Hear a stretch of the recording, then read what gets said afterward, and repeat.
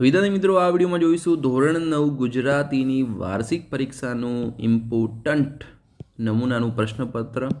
વિદ્યાર્થી મિત્રો, આ પેપર આઈએમપી છે અને આમાંથી ઘણું બધું પૂછવાની શક્યતા છે. માટે સૌથી પહેલાં તમારે એકવાર બ્લુપ્રિન્ટ જોઈ લેવાની. બ્લુપ્રિન્ટથી તમને ખબર પડશે કે તમારે કેવા પ્રકારનું પેપર હશે. એના પછી જે તૈયારી તમે કરો એ પ્રમાણે એના પછી ખાસ આ નમૂનાનું પ્રશ્નપત્ર એક કરવાનું છે, કારણ કે આમાંથી ઘણું બધું પૂછાઈ શકે. ઓકે, તો વિડીયો પૂરેપૂરો ધ્યાનથી જોજો, તમને બહુ જ ઉપયોગી થશે. આવા જ અલગ અલગ વિષયના ઇમ્પોર્ટન્ટ પેપર્સ તેમજ ગઈ સાલના પેપરો પણ તમને નીચે ડિસ્ક્રિપ્શનમાં એક પ્લેલિસ્ટમાં મળી જશે. સૌથી પહેલો છે વિભાગ 1 ગદ્ય વિભાગ. તો વિદ્યાર્થી મિત્રો, અહીં તમને ઉક્તિ આપેલી છે અને સામે આપેલા છે પાત્ર. આના સિવાય કેવું પૂછી શકે કે ભાઈ કોઈ કૃતિનું નામ આપેલું હોય અને સામે કર્તા. બરાબર, અહીંયા ગદ્ય વિભાગ છે માટે પાઠના નામ અહીંયા હશે અને અહીંયા નામ હશે લેખકોના. અથવા પ્રકાર કે ભાઈ એનો પ્રકાર કેવો છે, હાસ્ય નિબંધ છે, આત્મકથા છે, એવી રીતે. ઓકે, તો સૌથી પહેલું છે આપું શું કરશો બોરડી ઉછેરશો. તો આ કોણ બોલે છે? તો આ બોલે છે સયાજી રાવ. ઓકે, ત્યારબાદ એને દહીં બહુ ભાવે. આ તો તમને બધાને આવડશે કે આ કોણ બોલે છે? અમૃત કાકી. જબરદસ્ત પાઠ છે. બરાબર, મારો દીકરો મારો 7 ખોટનો બાબુડો. તો આ કોણ બોલશે? તો આ બોલે છે કાશી. ભાઈ ભાવનગર કોઈ દિવસ આવશો ને. તો આ બોલે છે ઘોડે સવાર. ઓકે, ત્યારબાદ વિકલ્પો છે ખાલી જગ્યાવાળા. મહાભારતમાં ખાલી જગ્યા પર્વ છે. તો મહાભારતમાં કેટલા પર્વ છે? 18 પર્વ છે. ગાંધીજીનું જન્મસ્થાન ખાલી જગ્યા નામથી ઓળખાય છે. તો જવાબ આવશે કીર્તિ મંદિર. ત્યારબાદ માર્કંડી ખાલી જગ્યાના ડુંગરમાંથી આવે છે. તો જવાબ આવશે વૈજનાથ.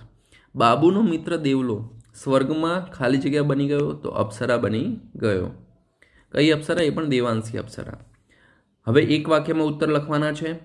અરુણિમાના સંકલ્પના આધારે તમે શું સંકલ્પ લેશો? તો ભાઈ શું લેશે સંકલ્પ? તમે શું લેશો કે જીવનમાં કદી નિરાશ નહીં, ધૈર્ય અને હિંમતથી કામ કરીશું. તો જો નિરાશ થવાની જરૂર નથી, ભલે પરીક્ષાની તૈયારીમાં આપ્યો હોય, પણ નિરાશા મૂકીને, કારણ કે નિરાશામાં તમે શું કરશો? ચિંતા કરશો. એના કરતાં બેટર છે કે કંઈક કામ કરીએ, કંઈક વાંચીએ. બરાબર, રાઈટ. એટલા માટે નિરાશ નહીં થઈએ અને ધૈર્ય અને હિંમતથી કામ કરીશું. ત્યારબાદ નેક્સ્ટ ક્વેશ્ચન છે વિદ્યાર્થી તરીકે અર્જુનનો કયો ગુણ તમને વધુ ગમ્યો? તો આ તમે કમેન્ટ કરો. બરાબર, નીચે જલ્દીથી કમેન્ટ કરો કે ભાઈ તમને કયો વધુ ગુણ ગમ્યો છે. ત્યારબાદ ગમે તે 2 લખવાના છે. 3 પ્રશ્નો હશે, 2 ગુણના છે. અમેરિકાના ખેલાડીઓને લેખકે કઈ ચેલેન્જ કરી, શા માટે? અમૃત કાકીએ દવાખાનામાં મંગુ માટે કરેલી ભલામણો નોંધો અને ગાંધીજીએ ચિઠ્ઠીમાં શું લખ્યું હતું. તો 3 ઇમ્પોર્ટન્ટ ક્વેશ્ચન છે, ખાસ તૈયાર કરી લેજો. ત્યારબાદ 10-12 વાક્યમાં મુદ્દાસર લખવાના છે પ્રશ્નો. શું કહે છે? ગોપાળ બાપાનું પાત્રાલેખન કરો. ભારતીય સંસ્કૃતિની કઈ કઈ વિશિષ્ટતાઓ પસંદ છે, શા માટે? અને મહારાજા વજયસંઘજીની ઉદારતા તમારા શબ્દોમાં વર્ણવો. તો આ પણ ઇમ્પોર્ટન્ટ પ્રશ્નો છે, કરી લેજો. ત્યારબાદ પદ્ય વિભાગ. અહીંયા તમને કૃતિ અને સાહિત્ય પ્રકાર આપેલો છે. તો પુત્રવધુનું સ્વાગત. તો જવાબ આવશે અહીંયા ગીત. મરજીવિયા. તો જવાબ આવશે સોનેટ. રસ્તો કરી જવાના. તો જવાબ આવશે ગઝલ. તેજમલ. તો જવાબ આવશે લોકગીત. અનુક્રમણિકા છે ને આખી કરી લેવાની. બરાબર, 4 ગુણ આ અને 4 ગુણ આ, 8 ગુણ તમારા પોતાના થઈ જાય. બરાબર, કોઈ વાર ઉક્તિ અને કરતા મતલબ બોલવાવાળો પૂછાય કે ભાઈ કોઈનું વાક્ય બોલેલું હોય, ડાયલોગ. બરાબર, ને એને કોણ બોલે છે એ. નીચે આપેલ વિકલ્પોમાંથી યોગ્ય વિકલ્પ પસંદ કરીને ખાલી જગ્યા પૂરવાની છે. સાંજ સાંભળ્યો વહાલો ક્યાંથી આવે? તો વૃંદાવનથી આવે. શ્રી કૃષ્ણ અને સુદામા સાંદીપની ઋષિના આશ્રમમાં ભણેલા. જિંદગીથી ના ડરે એ મોતને ડારી શકે. ત્યારબાદ માતાના સ્વપ્નોને દીકરી રાત પડે નિંદરમાં આંજતી. ત્યારબાદ નીચેના પ્રશ્નોના એક વાક્યમાં ઉત્તર લખો. કામ કરે એ જીતે ગીતમાં શેનું મહત્વ પ્રગટ થાય છે? તો પરિશ્રમનું મહત્વ પ્રગટ થાય છે. રદીફ અને કાફિયા કયા કાવ્ય સ્વરૂપને સુસંગત છે? તો જવાબ આવશે ગઝલ. ત્યારબાદ 3-4 વાક્યમાં ઉત્તર. 3 પ્રશ્નો ઇમ્પોર્ટન્ટ, આઈએમપી કરી લેજો. ત્યારબાદ આ પણ મુદ્દાસર પ્રશ્નો પણ આઈએમપી છે, કરી લેવાના છે અને પૂછાશે. આમાંથી ઘણા બધા પ્રશ્નો પૂછાશે. બેઠું પેપર નહીં આવે પણ ઘણા બધા પૂછાશે, એટલે તૈયાર કરીને જજો. ત્યારબાદ વ્યાકરણ વિભાગ 20 ગુણનો છે, 20 પ્રશ્નો છે. તો સૌથી પહેલું છે જોડણી શોધીને લખો. પશ્ચાતાપ, તો અહીંયા શું આવશે? જે વચ્ચેની જોડણી છે એ સાચી છે.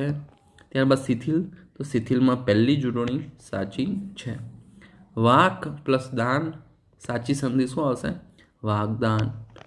નીચેનામાંથી દ્રવ્યવાચક સંજ્ઞા શોધીને લખો. તો અહીંયા જવાબ આવશે લાકડું, કારણ કે લાકડું એક દ્રવ્ય છે. તમારે સંજ્ઞા વિશે ભણવું હોય અથવા તમારે અલંકાર વિશે ભણવું હોય તો મેં નાના વિડીયો બનાવેલા છે, જેથી તમે શું શોર્ટ ટ્રીકમાં જલ્દી શીખી શકો. નીચે ડિસ્ક્રિપ્શનમાં જે ધોરણ 9નું ઇમ્પોર્ટન્ટ જે પ્લેલિસ્ટ હશે એમાં તમને બધું મળી જશે. ત્યારબાદ સમાનાર્થી શબ્દ શોધવાનો છે. તો શું આવશે અહીંયા? સુવર્ણ. હેમનો સમાનાર્થી શું હશે? સુવર્ણ. પ્રાચીન, તો જૂનું. નીચેનામાંથી કયો પ્રત્યય પૂર્વ પ્રત્યય તરીકે લાગે છે?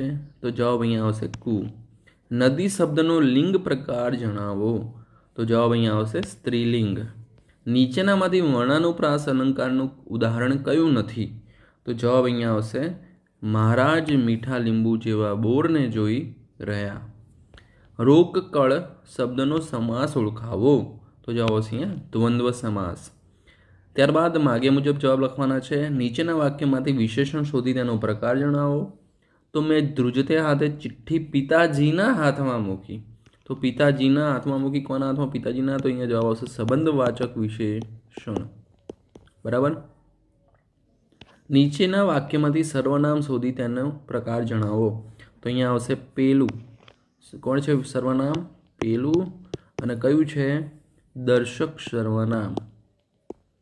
ઓકે. ત્યારબાદ નીચેના તળપદા શબ્દનું શિષ્ટ રૂપ લખો. તો ઢાંઢો, તો જવાબ આવશે અહીંયા બળદ. નીચેના શબ્દનો વિરુદ્ધાર્થી શબ્દ લખો. પ્રત્યક્ષ, તો પરોક્ષ. ત્યારબાદ નીચેના વાક્યની કાળ અવસ્થા જણાવો. તો મારણમાં હું મગફળીના સોદા માટે ગયો હતો, એટલે જવાબ આવશે અહીંયા ભૂતકાળ. ત્યારબાદ નેક્સ્ટ છે રેખાંકિત વાક્યાંશ માટે કયો રૂઢિપ્રયોગ યોગ્ય રહેશે તે શોધીને લખો. તો માણસે દુઃખી લોકોને સહાય કરવા આગળ આવવું જોઈએ. તો સહાય કરવા આગળ આવવું જોઈએ એનો શું આવશે રૂઢિપ્રયોગ? વહારે ધાવવું. નીચેના શબ્દ સમૂહ માટે એક શબ્દ લખો. રસ્તામાં મુસાફર માટે મુસાફરોને પાણી પાવાની જગ્યા. તો જવાબ આવશે અહીંયા પરબ. નીચેના વાક્યને કર્મણી વાક્યમાં ફેરવો. જનક ખડખડાટ હસે છે. તો જનકથી ખડખડાટ હસાય છે. નીચેના વાક્યનું વિધિ વાક્યમાં રૂપાંતર કરો. એ મૂંગી છે પણ કંઈ બહેરી નથી. તો જવાબ અહીંયા આવશે એ મૂંગી છે પણ સાંભળી તો શકે છે ને. નીચેનું વાક્ય સાદું સંયુક્ત કે મિશ્ર વાક્ય છે તે ઓળખાવો. ડોસી રાંધતા હતા. તો જવાબ આવશે સાદું વાક્ય. બિંદુ શબ્દના ધ્વનિ ઘટકો છૂટા પાડો. તો જવાબ આવશે બ પ્લસ ઈ પ્લસ ન પ્લસ દ પ્લસ ઉ. રવાનુકારી શબ્દ ઓળખવાનો છે. તો અહીંયા તો સિમ્પલ છે રણ ચણતા. હવે છે અર્થગ્રહણ લેખન. તો 4 ગુણનું છે. તમને 2 આવી રીતે આપેલા હશે. આ બંને ઇમ્પોર્ટન્ટ છે અને રિયલમાં ખરેખર બહુ જ કામના છે. આમાંથી ઘણું બધું તમે શીખી શકો. જેમ કે સફળતા જિંદગીની હસ્તરેખામાં નથી હોતી, ચણાયેલી ઇમારત એના નકશામાં નથી હોતી. એનો મતલબ તમારા હાથમાં બધું છે. તમારે જે પણ કરવું હોય, બરાબર, તમારા હાથમાં એટલે કે તમારી મહેનત. ઓકે. ત્યારબાદ છે ગરીબોના કૂબામાં તેલ ટીપુએ દોહેલું ને અમીરોની કબરો પર ઘીના દીવા થાય છે. બહુ સરસ વાત કરી છે કે ભાઈ જે ગરીબ છે એમને તો મતલબ ખાવા માટે પણ નથી, અને અમીરોના ઘરે જે કબર છે મરી ગયા છે લોકો, એમની ઉપર ઘીના દીવા થાય છે. ઇવન તમે અહીંયા જો હમણાં વોરની સિચ્યુએશન છે, USA, ઇઝરાયલ, ઈરાન, તો એમાં પણ તમે જુઓ મતલબ કેટલો ખર્ચો, રાઈટ, એક વોર માટે કરોડો રૂપિયા લોકો ખર્ચે છે, બરાબર. કેટલું પોલ્યુશન, કેટલું નુકસાન, અને એમને એ લોકો બહુ ડાયા થતા હોય છે કે ભાઈ ચલો આમ ના કરવું જોઈએ અને પોલ્યુશન બચાવવું જોઈએ. એમ એ લોકો યુદ્ધ કરતી વખતે મિસાઇલો મારે. ઇવન ન્યુક્લિયર જે પાવર પ્લાન્ટ એની નજીક પણ હુમલો કરી દે, પણ તે ડોન્ટ કેર. ત્યારે કશું નહીં કે ના ભાઈ, મતલબ શું છે આનો મતલબ એ જ છે કે પાવરફુલ લોકો હોય એ લોકો માટે કશું નિયમો નથી, બરાબર, અને ગરીબો માટે જ છે નિયમો.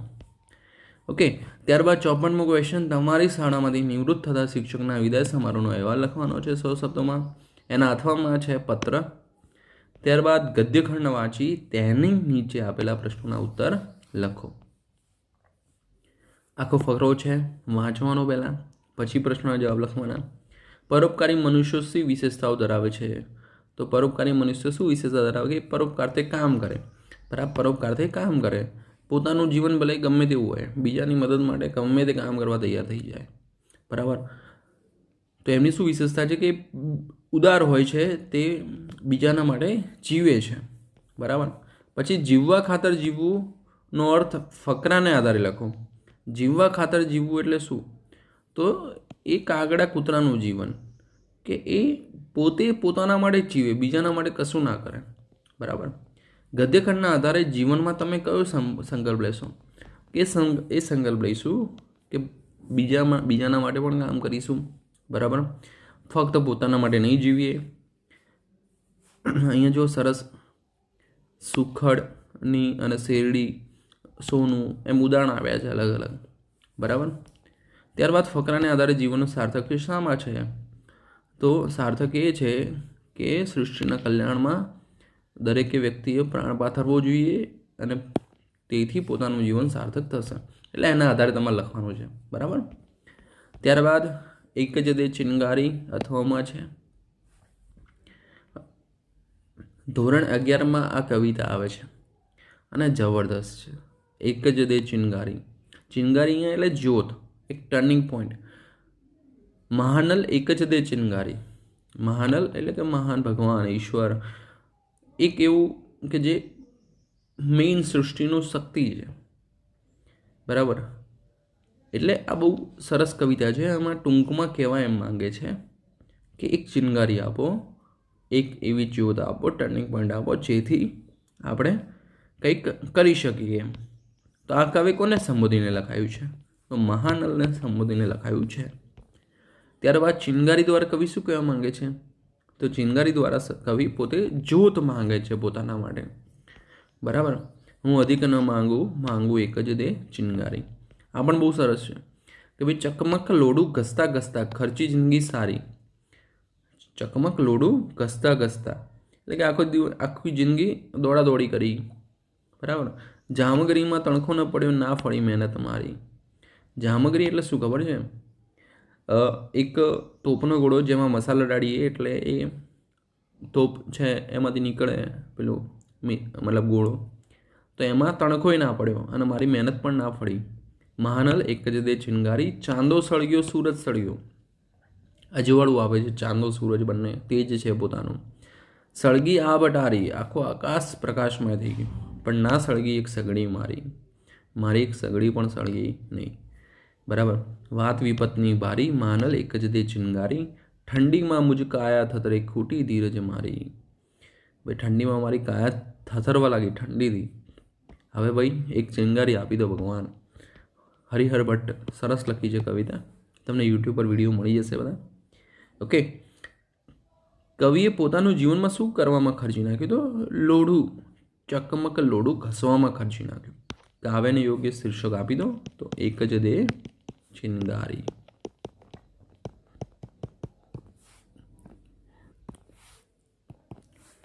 ત્યારબાદ નિબંધ છે, ઋતુરાજ વસંત, તહેવારોનું મહત્વ અને જાગે ત્યારથી સવાર.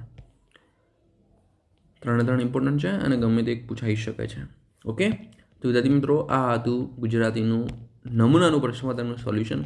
આઈ એમ શ્યોર આ વિડીયો તમને મદદરૂપ થયો હશે. તો હવે વિડીયો લાઇક કરો, ચેનલને સબસ્ક્રાઈબ કરો. ફરી મળીએ નેક્સ્ટ વિડીયોમાં.